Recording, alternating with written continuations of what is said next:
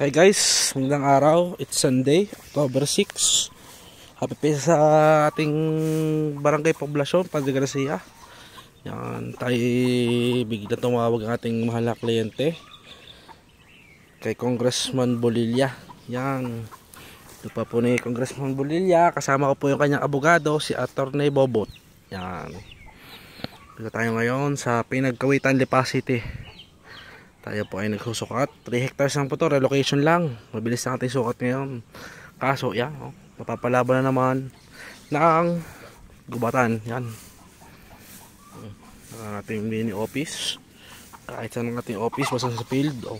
Yung mga manok, tamang-tamang tinulong tanghalian, mga kasukat. Yung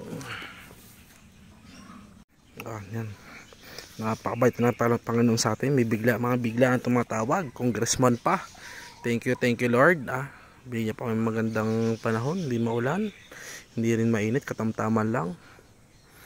Yan, napakabait. Nakikisama ang panahon sa atin, mga kasukat. Kanina umulan.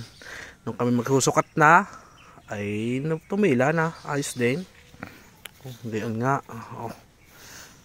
Talagang ating aray parting aray mga baboy na yan, 3 hectares punta doon, 3 hectares yung mga kasukat.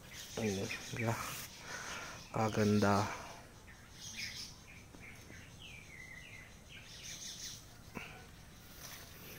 Mga kasukat, yan, tinda ang papasok.